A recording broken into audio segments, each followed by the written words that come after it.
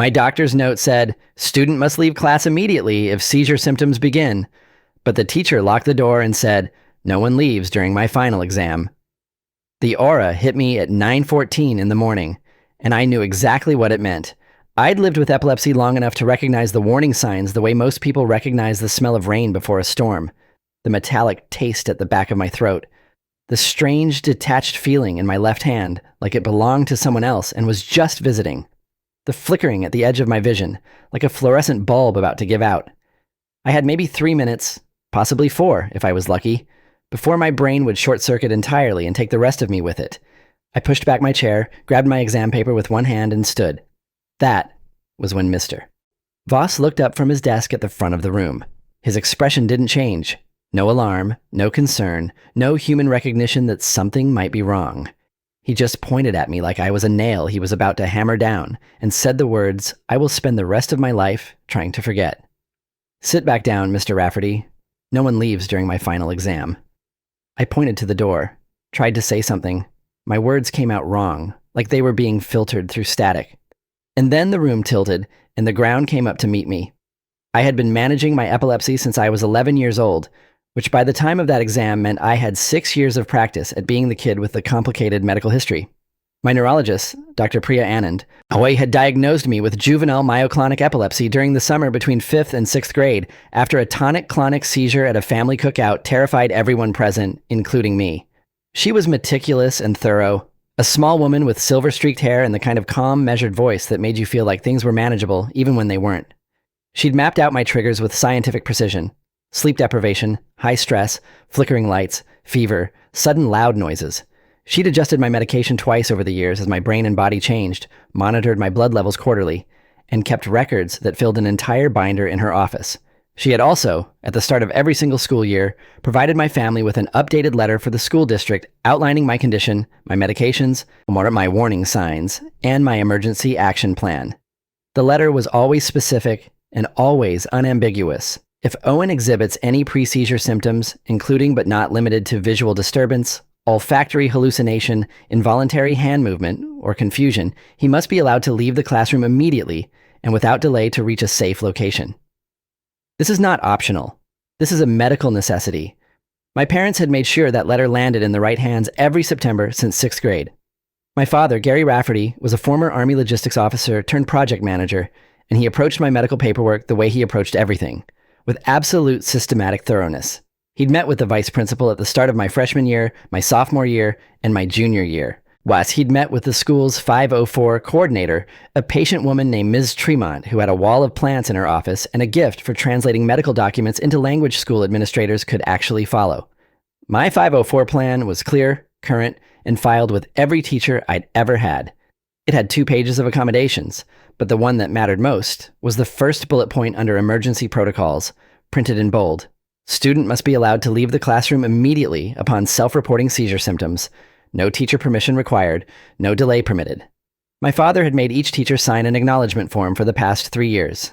Every single one had, including at the start of my senior year, Mr. Voss. He'd signed it on a Wednesday afternoon in September, handed it back to my father without making eye contact, and said he understood completely. Mr. Voss had been teaching AP Physics at Whitmore High School for 11 years. I know that because it was in the bio on the school's website, next to a photo of him standing in front of a whiteboard covered in force diagrams, arms crossed, looking like a man who'd never been wrong about anything in his life. He was the kind of teacher who saw every classroom rule as a personal extension of his authority, and any exception to any rule as a direct threat to that authority. He'd failed 3 students in my class the previous semester for minor infractions, including one girl named Aaliyah who'd been docked points on a lab report because she'd used the wrong font. He ran his classroom the way some people run cults. Total compliance, no questions. And an unshakable belief that the rules he'd invented were more important than the rules anyone else had established. I had never liked him. I had never trusted him. But I'd spent 3 semesters in his class because AP Physics looked good on a transcript, and because I was 17 and still operating under the delusion that adults in positions of authority generally had some baseline level of sense. I had never, in 3 semesters, needed to invoke my 504 accommodation in his class. I had managed my triggers carefully, slept well before tests, taken my medication without fail. I had been lucky. I was not lucky on the morning of the final exam. The night before the exam, I hadn't slept well. That wasn't unusual during finals week, but I'd done everything right. Taken my medication on schedule, kept the lights dim, avoided caffeine after noon. What I hadn't accounted for was the construction crew that started jackhammering the sidewalk outside my bedroom window at 5:30 in the morning, 2 hours before my alarm. I lay in bed listening to the rhythmic pounding and felt my jaw tighten. Sudden, repetitive, loud noise was on my trigger list. I knew that. I took a slow breath, decided I'd be fine, that it was just noise and my medication was doing its job. I told myself the same thing when I noticed my left hand twitching slightly at breakfast, a tiny, involuntary flutter that could have been nothing. I told my mother it was nothing. Her name was Diane, and she had the kind of eyes that could read a room in 2 seconds flat, and she watched me eat my toast with an expression I recognized as worried, but trying not to show it. She asked if I wanted her to drive me to school. I said no. I said I was fine. I was 17 and I was almost done with high school, and I desperately did not want to be the kid who missed his AP physics final because he was scared of his own brain. That was my first mistake. The exam started at 8:45 in the morning. Mr. Voss had rearranged the desks into neat rows, confiscated every phone at the door, and then, in a move I'd never seen him do before, walked to the classroom door and turned the deadbolt. I heard the click and looked up. He didn't explain it. He just went back to his desk, set a timer on his laptop, and told us to begin. 22 students sat in that room with a locked door and a physics exam, and I was the only one who felt a cold prickle of unease at the sound of that bolt sliding home. I told myself it was nothing. This school policy probably allowed it during finals.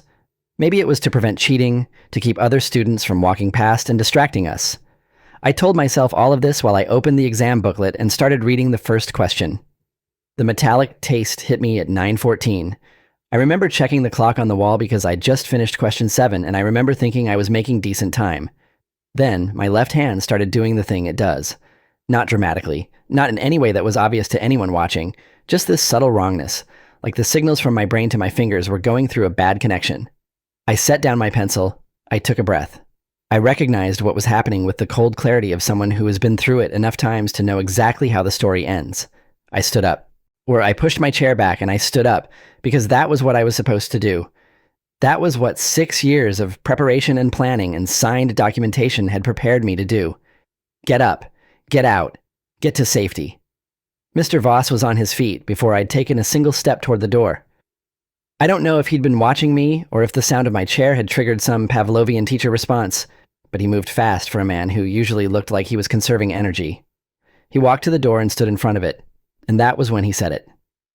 "Sit back down, Mr. Rafferty. No one leaves during my final exam." I opened my mouth and tried to tell him what was happening. I said something that probably sounded like a reasonable sentence inside my head, but came out fractured and too slow. I said, "I need to go." "The seizure?" He shook his head like I'd said something mildly irritating. He said, "You're fine. You're nervous. Sit down and take the exam." Behind me, I could feel 21 other students watching. Aaliyah was in the 3rd row, and I'd known her since freshman year, and I saw her face go from confused to alarmed in the span of a second. I turned back to the door. I reached for the handle, and Mr. Voss stepped sideways and blocked me. His arms crossed over his chest and said, "I will not ask you again." I remember the floor next. Not falling exactly, but the sudden absence of everything holding me upright. I remember a sound that I later learned was the exam booklet hitting the linoleum, and the clatter of a desk being knocked sideways. And then nothing for a while. What I know about the next 4 minutes comes from Aaliyah, who was one of 3 students who later gave written statements to both the school district and the police, and from the paramedics' report, which my father obtained through a records request 6 days after the incident. What happened was this. I had a tonic-clonic seizure on the floor of Mr. Voss's classroom, between the 3rd and 4th row of desks, at approximately 9:17 in the morning. The seizure lasted 4 minutes and 11 seconds.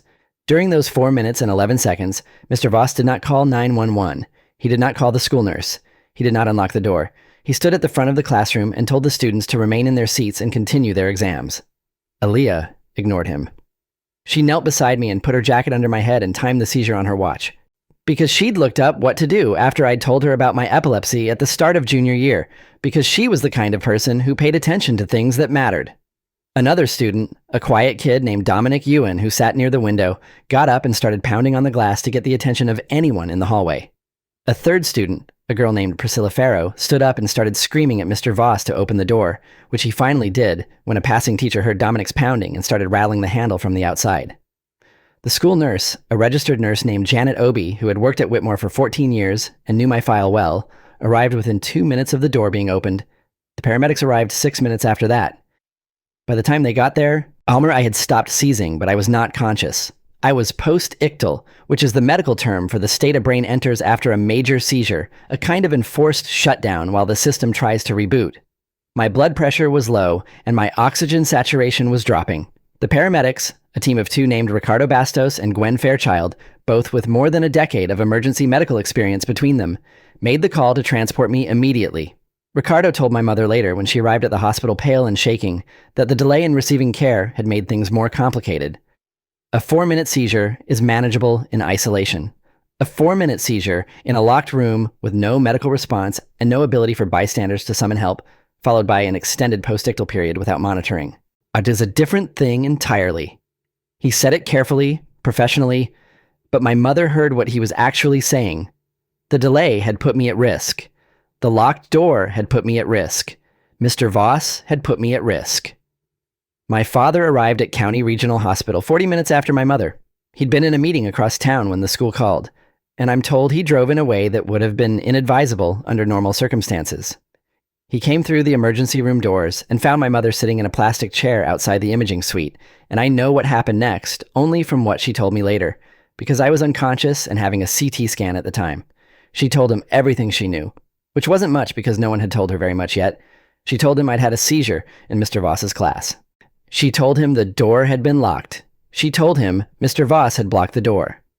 My father sat down next to her, put his face in his hands for approximately 10 seconds, and then took them away and became very calm and very quiet in a way that, according to my mother, was considerably more frightening than anger. He asked her one question. "Did Voss sign the 504 acknowledgement this year?" She said yes. My father nodded slowly. Then he took out his phone and called Robert Finch, an attorney who specialized in educational law and civil rights cases, whom he had met 3 years earlier at a conference for parents of children with disabilities. He didn't leave a voicemail. He stayed on the line until Robert picked up, and then he talked for 20 minutes in a low or steady voice while my mother sat next to him and stared at the door to the imaging suite and waited to find out if her son's brain was okay. Dr. Anand arrived at the hospital by mid-afternoon. She'd been contacted by the ER physician, Dr. Charles Mbeki, who had been treating me since I was transported in. Dr. Mbeki was a composed man in his late 40s with a straightforward, honest manner of speaking that I later came to appreciate enormously. He explained to my parents that the CT scan showed no new structural damage, which was the good news. The concerning news was that the combination of the seizure duration, the delayed response, and the post-ictal period had resulted in what he called a post-ictal neurological deficit that would need to be monitored. In plain language, my brain was going to need time to recover from being pushed that hard without intervention. He was recommending a 48-hour hospital stay for observation. Dr. Anand concurred and pulled a chair up to my parents' corner of the waiting room and spoke to them with the directness I'd always valued in her. She said she wanted to be clear about something. A student with a documented history of tonic-clonic seizures, a valid 504 plan, a signed teacher acknowledgement form, and a medical action plan on file should never, under any circumstances, be denied the ability to leave a classroom at the onset of seizure symptoms. What had happened in that room was not a judgment call. It was not a gray area. A teacher blocking a medically documented student from accessing emergency exit during a neurological event was not merely a policy violation. It was a potential criminal act. She said she would be putting that opinion in writing. I woke up at 7:48 that evening with a headache like someone had filled my skull with wet concrete and then shaken it. The lights in the room were dim, which I was grateful for. My mother was in the chair beside my bed, asleep with her chin on her chest. My father was standing at the window, looking out at the parking lot, his arms folded. He turned when I moved and crossed the room in 3 steps and looked at me for a long moment without saying anything. Then he said, "You're okay." It wasn't a question. It was a decision he'd made and was telling me about. I asked him what happened. He told me. Not everything, not immediately, but enough.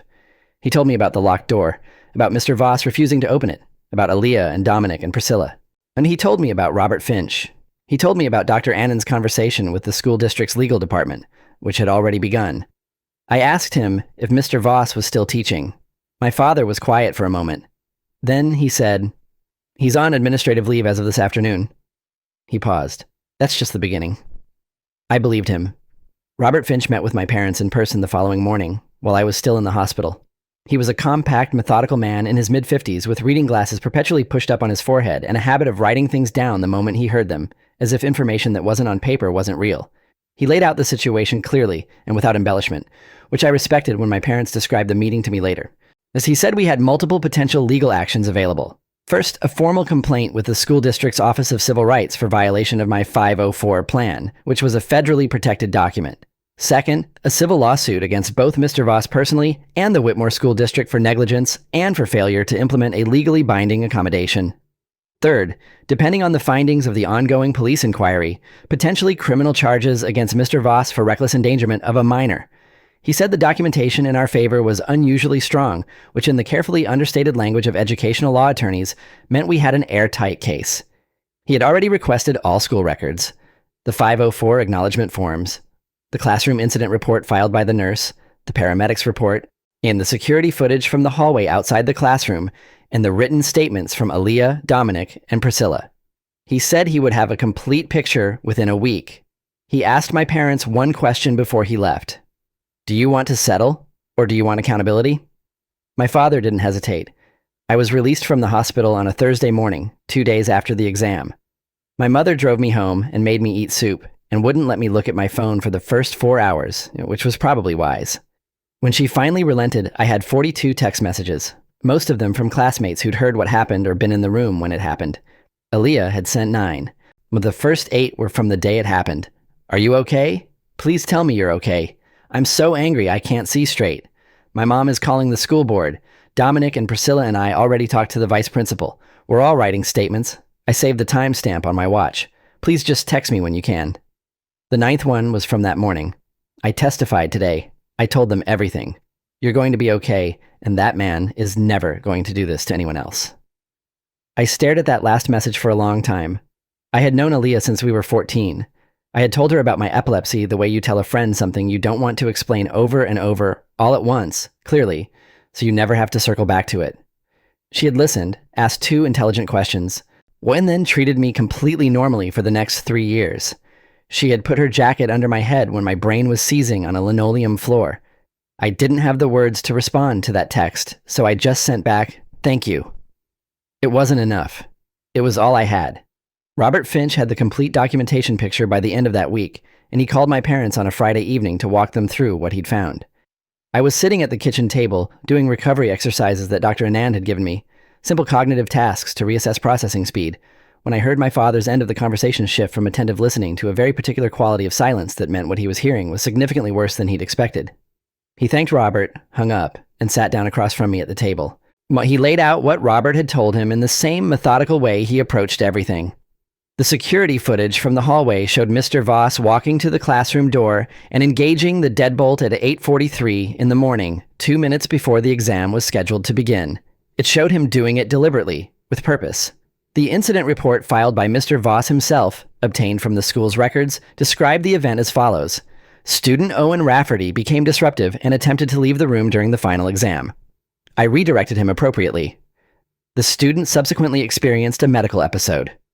Medical episode.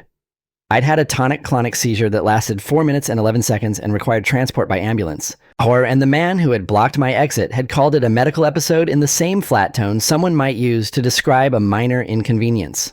My father read that part aloud and then set the paper down very carefully, the way you set something down when you're fighting the impulse to throw it. The most damning piece of documentation was something Robert found almost incidentally, buried in the school's administrative files.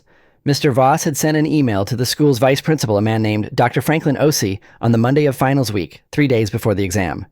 The email read, I want to clarify the policy for my final exam period. I intend to lock the classroom door to prevent interruptions and maintain exam integrity. Students who arrive late will not be admitted, and no early exits will be permitted for any reason. Please confirm this is acceptable. Dr. Osei's response, sent the same afternoon, was 3 words. Use your judgment. 3 words. That was the institutional backup Mr. Voss had secured for himself. Not a direct authorization, not a specific policy approval, certainly not anything that superseded a federal 504 plan. Just 3 vague, careless words from an administrator who either hadn't thought through the implications or hadn't wanted to. Robert said that email exchange was going to be significant.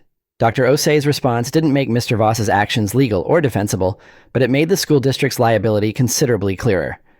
They had been given an opportunity to prevent what happened and had responded with passive permission. He used the phrase institutional negligence.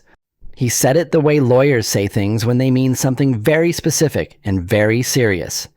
Dr. Osei called my parents personally that weekend. I happened to be in the room when my mother took the call, and I heard his voice through the phone, carefully modulated and deeply uncomfortable. He expressed his profound regret for what had occurred. He said the school district took student safety with the utmost seriousness. He said there would be a thorough internal investigation. My mother let him talk for approximately 90 seconds and then said, clearly and without any emotional inflection, "Dr. Osei, you were informed that Mr. Voss intended to lock students in that classroom and refuse all early exits. My son has a 504 plan, which you personally approved, that explicitly states he has the right to exit at any time during a neurological event. You responded to that email with 3 words and did nothing. My son had a 4-minute seizure on the floor of that locked classroom while the teacher watched.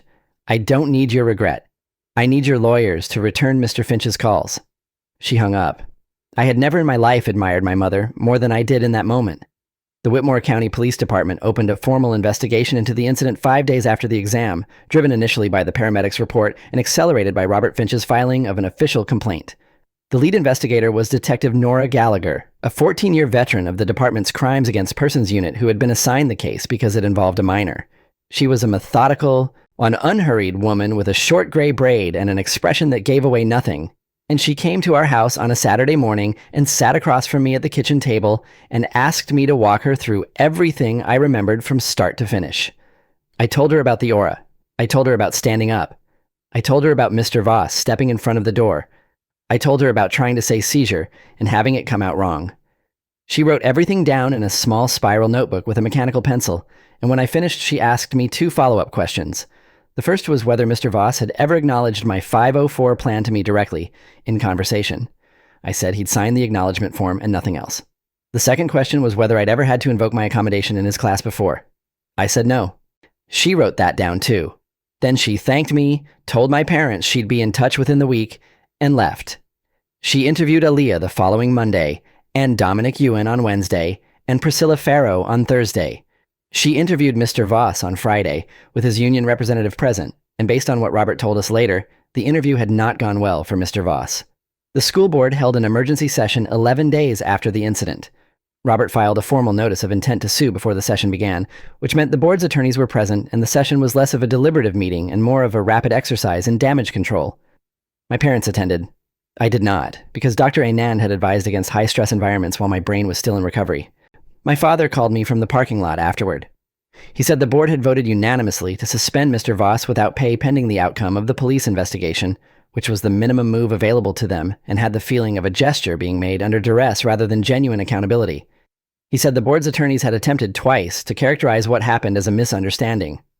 Robert had apparently placed a copy of the signed 504 acknowledgement form in front of the board's lead attorney and asked him to identify the signature at the bottom. It was Mr. Voss's.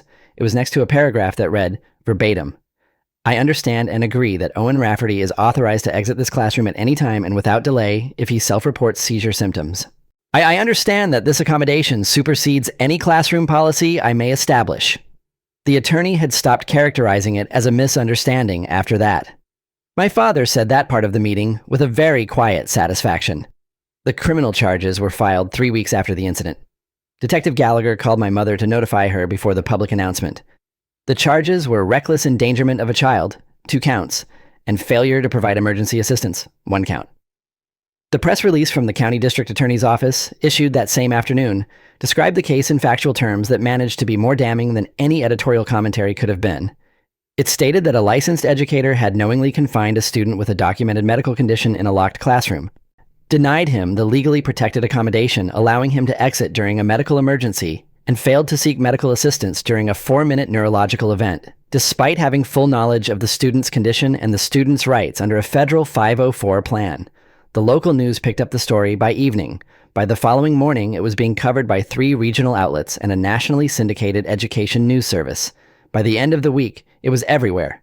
Mr. Voss's name, his photo from the school's staff page, and the phrase, "locked a seizure student in during final exam," were generating a volume of public reaction that I found both validating and difficult to process, because I was still having nightmares about the floor of his classroom and the sound of that deadbolt turning.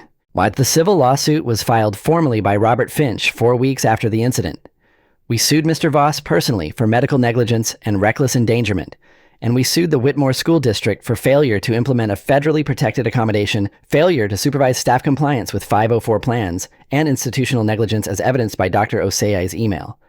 Robert asked for $1.8 million in compensatory and punitive damages. He told my parents the number was calibrated to the actual and ongoing harm, which included my hospital bills, Dr. Annan's additional monitoring fees, the therapy sessions I'd begun with a psychologist named Dr. James Whitfield, who specialized in medical trauma, my delayed academic timeline, and the long-term neurological impact of an extended, unmanaged seizure. And the school district's attorneys made an initial settlement offer of $350,000 within a week of the filing. Robert told my father, and my father told me, and I said, "Make them come to us." My father said, "That's exactly what I plan to do."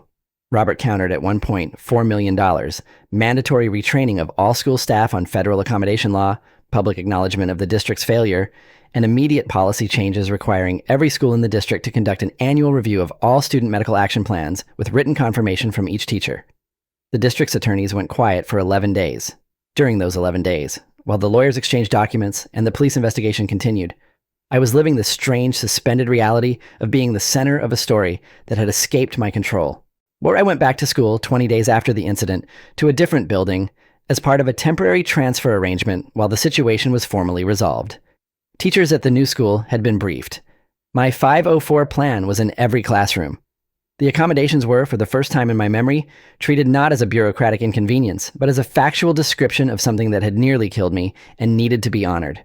My new physics teacher, a calm woman named Ms. Aguilera, pulled me aside the first day and told me she'd reviewed my 504 plan and wanted me to know that her door was never locked, and that she would personally walk me to the nurse's office if I ever needed it. I thanked her. I went home that afternoon and cried for the first time since the incident, not from sadness exactly, but from the sheer exhaustion of relief. This was what it was supposed to be like. This was what 6 years of paperwork and signed forms and parental advocacy was supposed to have guaranteed me all along. One teacher doing her job correctly undid a knot in my chest I hadn't fully known was there. Dr. Whitfield, my therapist, had been recommended by Dr. Anand and was a thoughtful, unhurried man who had spent 20 years working with adolescents dealing with medical trauma and institutional failure. Our sessions were in a quiet office with good lighting and a small fountain on the bookshelf that I'd initially found annoying and had eventually come to find genuinely calming. He didn't let me rush past things. The first time I described the moment Mr. Voss stepped in front of the door, I got 3 words into it and stopped. And doctor. Whitfield waited without filling the silence, and eventually I said, "I knew what was going to happen, and I couldn't stop it." He nodded slowly. "Tell me what that knowing felt like." I told him about the helplessness of standing at the edge of a medical event I'd spent 6 years preparing for, watching every preparation be rendered useless by one man's ego. I told him about the particular horror of the aura, which I'd always experienced as a kind of warning system, my brain giving me a window to get to safety, and having that window slammed shut by someone who thought his exam policy outranked my neurology. Dr. Whitfield said something that I've thought about many times since. You did exactly what you were supposed to do. The system failed. Not your preparation, not your judgment, not the system. That distinction mattered more than I expected it to. The school district agreed to the settlement 6 weeks after the lawsuit was filed. They agreed to $1.4 million in damages. They agreed to mandatory staff retraining on federal accommodation law to be completed within 6 months and renewed annually. They agreed to a policy requiring all student medical action plans to be reviewed by department heads each semester with written confirmation. They agreed to a public statement acknowledging their failure to protect a student with a documented medical condition. The statement was released on a Wednesday morning and was covered by every outlet that had run the initial story. It read, or in part, the Whitmore School District acknowledges that it failed to ensure the proper implementation of Owen Rafferty's 504 accommodation plan, which resulted in a preventable medical emergency. The district accepts responsibility for this failure and is committed to systemic changes that will prevent similar incidents from occurring. It was the language of institutional accountability, carefully worded by lawyers, stripped of any real emotional content. It was still the most honest thing the district had said publicly since the day it happened, and I read it 4 times. Dr. Osei resigned from his position as vice principal the same week. The board accepted his resignation without public comment. The criminal trial came 2 months after the settlement. The prosecution was led by Assistant District Attorney Fiona Reyes, who had spent 8 years in the DA's office and had a reputation for quiet, devastating efficiency in the courtroom. She presented the case in 4 days. She presented the 504 plan, the signed acknowledgement form, the email exchange between Mr. Voss and Dr. Osei, the security footage showing the deliberate locking of the door, Aaliyah's sworn testimony describing my symptoms, and Mr. Voss's response, Dominic's testimony about pounding on the window to summon help, Priscilla's testimony about screaming at Mr. Voss to open the door. She called Ricardo Bastos, the paramedic, who testified about the state he'd found me in and the medical significance of delayed response during a tonic-clonic seizure. She called Dr. Anand, who explained in precise, credible language what anaphylactic neurological protocol exists for exactly this situation, and what the medical consequences of violating it can be. She called Dr. Mbeki, who testified about my hospital admission and the phrase postictal neurological deficit in a way the jury clearly found disturbing. The defense argued that Mr. Voss had used his professional judgment in an ambiguous situation, that he hadn't recognized my symptoms as a genuine neurological event, that the medical episode had occurred too quickly for intervention. Ada Reyes addressed that argument on cross-examination by handing Mr. Voss his own signed 504 acknowledgement form and asking him to read aloud the paragraph about seizure symptoms. He read it. The courtroom was silent. She asked him if, when he'd blocked the door, he had believed Owen Rafferty was displaying signs consistent with what he'd just read. He said he wasn't sure. She said, "Why, but you signed this document." He said yes. She said, "And you locked the door anyway." He said yes. She said nothing for a moment and then said, "Thank you. No further questions." The jury deliberated for 5 hours and convicted on all 3 counts. Reckless endangerment of a child, 2 counts. Failure to provide emergency assistance, 1 count. The sentencing happened 3 weeks later before Judge Carla Prentice, a composed woman with 22 years on the bench who had a documented record of taking crimes against minors seriously. She delivered her remarks in the steady, unhurried voice of someone who had prepared what she wanted to say and intended to say all of it. She told Mr. Voss that he had been given a clear, legally binding document that described a child's medical needs in language that could not be misunderstood. She told him he had signed that document. She told him he had, on the morning in question, made a deliberate decision to prioritize his own classroom authority over the documented safety needs of a minor in his legal care, and that this decision had resulted in a medical emergency that could have resulted in that child's death. She told him that the court had no patience for institutional arrogance masquerading as professional judgment. She sentenced him to 14 months in county jail, 3 years of supervised probation, and a permanent ban from working in any educational setting in the state. His teaching license was revoked the following week by the state's Department of Education, which had opened its own investigation and found, in addition to the incident with me, 3 prior complaints from parents about Mr. Voss ignoring student medical needs, all of which had been filed, reviewed, and quietly buried by the school's administration. 3 prior complaints, filed and buried. I thought about that for a long time. I graduated from Whitmore High School the following spring from the original building because by then the legal proceedings were complete, and I had chosen to return. I made that choice, deliberately. I wasn't going to let the room where it happened become a place I was afraid of. I walked past Mr. Voss's old classroom on the way to graduation rehearsal and felt nothing in particular, which I count as a kind of victory. The room had a different teacher by then. The door was propped open. Aaliyah was in my graduation row, alphabetically adjacent. And she looked at me as we were lining up and raised an eyebrow in a way that meant, "Are you okay?" And I gave her the small nod that meant, "Yes, actually." The ceremony was outdoors, sunny, the kind of late spring morning that makes everything feel like it might turn out fine.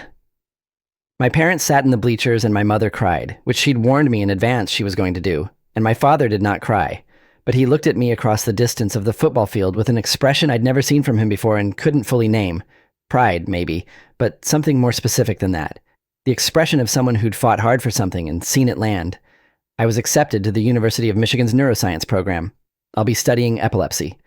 Not because I feel obligated to turn my experience into a career, but because after 6 years of living with a condition that most people understand badly and most institutions handle worse, I want to be in a room where decisions about it are made, and I want to know more than anyone in that room. Dr. Anand wrote my recommendation letter. She said in it that she had been treating Owen Rafferty since he was 11 years old and had never seen a patient more clear-eyed about his own condition or more determined to use his experience to create something useful. I didn't read the letter until after I was admitted, when she sent me a copy.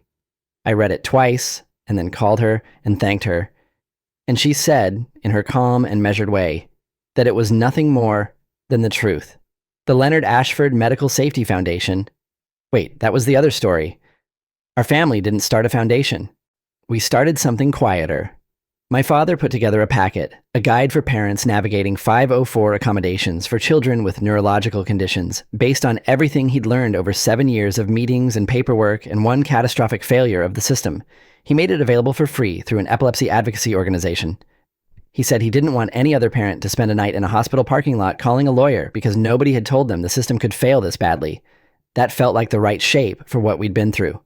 Mr. Voss served 11 months of his 14-month sentence and was released on early parole for what the correction system called good behavior, which is a phrase that I find darkly comic in context. He cannot teach. He cannot work in any school, any daycare, any educational program, any capacity with minors for the rest of his life in this state. His teaching license is gone. His name is permanently in the public record of the State Department of Education's disciplinary actions, which is searchable by anyone who looks.